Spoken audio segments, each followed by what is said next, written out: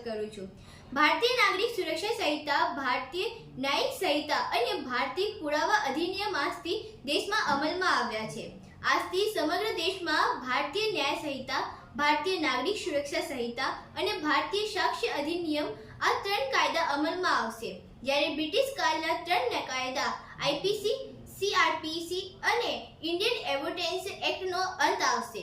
જૂના કાયદાઓના નામ સંહિતાના ફેરફારો સાથે નવા કાયદા સમગ્ર દેશના પોલીસ સ્ટેશનો અને કોર્ટો સહિત તમામ જરૂરી કચેરીઓમાં તેનો અમલ કરવામાં આવશે।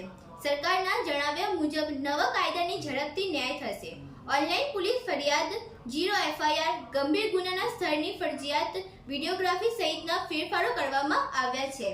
કેન્દ્રીય ગૃહમંત્રી અમિત શાહે કહ્યું હતું કે આ ત્રણ કાયદા ભારતીયો દ્વારા ભારતીયો માટે ભારતીય સંસદ દ્વારા તૈયાર કરાયા છે। નવા કાયદા મુજબ કોર્ટમાં ટ્રાયલ પૂર્ણ થાય તેના 75 દિવસોમાં ચુકાદો આપવાનો રહેશે, જ્યારે પ્રથમ સુનવાઈમાં 60 દિવસોમાં આરોપ ધરવાના રહેશે।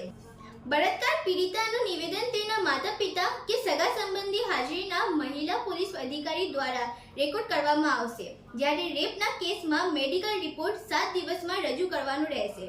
મહિલાઓ અને બાળકો વિરુદ્ધના અપરાધોમાં નવું ચેપ્ટર ઉમેરવાનું આવ્યું છે।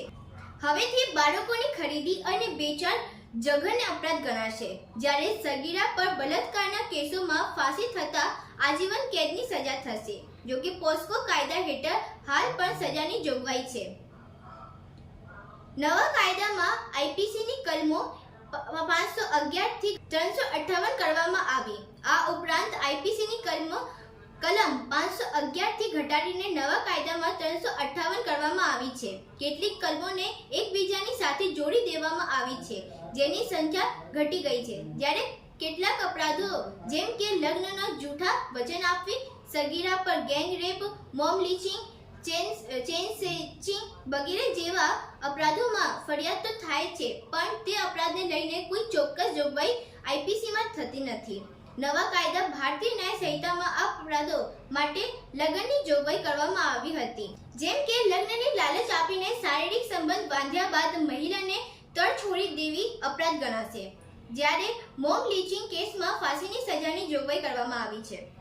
નવા કાયદાઓમાં ટેકનોલોજીને પ્રાધાન્ય આપવામાં આવ્યું છે। હવેથી કોઈ પણ પોલીસ સ્ટેશનમાં ઝીરો એફઆઈઆર દાખલ થઈ શકશે, જ્યાં ફરિયાદ દાખલ કરાવી હોય તેની હદમાં અપરાધ ન બન્યો હોય તે પણ પોલીસે આ ફરિયાદ દાખલ કરવી પડશે, જ્યારે ઇલેક્ટ્રોનિક કમ્યુનિકેશન પર ફરિયાદ દાખલ કરાવી શકાશે। આમ થવાથી પોલીસ દ્વારા ઝડપથી કાર્યવાહી કરવાની રહેશે।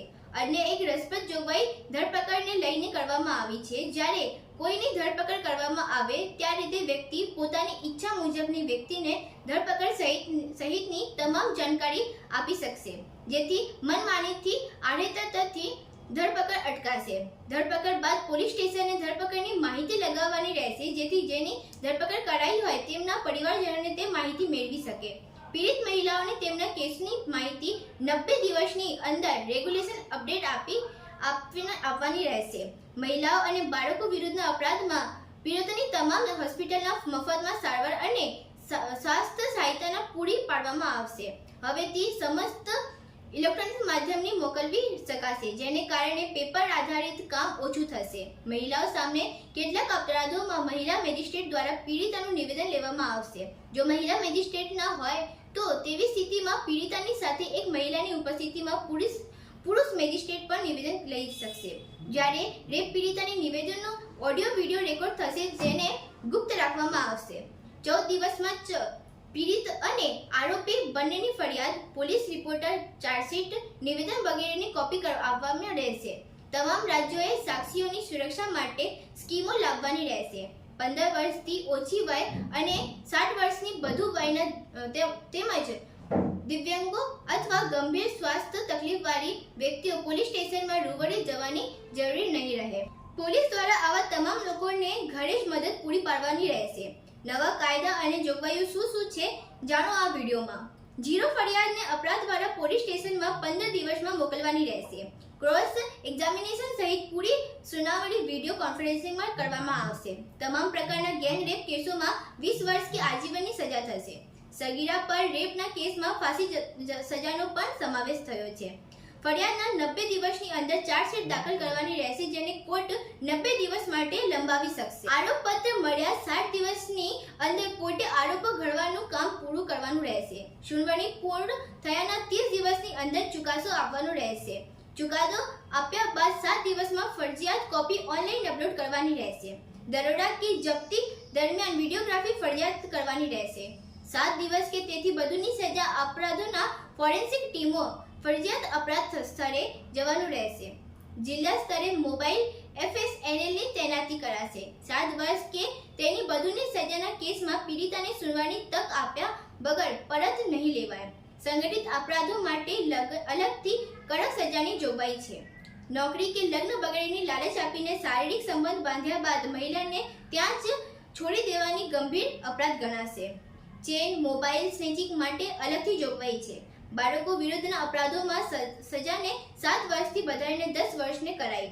ફાંસીને આજીવન કેદને 7 વર્ષ અને 7 વર્ષને 3 વર્ષ સુધી જ બદલી શકાશે. કોઈ પણ અપરાધમાં જપ્ત કરાયેલ વાહનોની વિડીયોગ્રાફી ફરજિયાત કરવાની રહેશે. આવા તમામ જાણકારીઓ પ્રાપ્ત કરવા માટે અમારા ચેનલ સત્ય ઉજાગર ન્યૂઝ 92 ને લાઈક શેર સબસ્ક્રાઇબ અને કમેન્ટ કરવાનું ના ભૂલતા. ધન્યવાદ. જય હિન્દ, જય ભારત.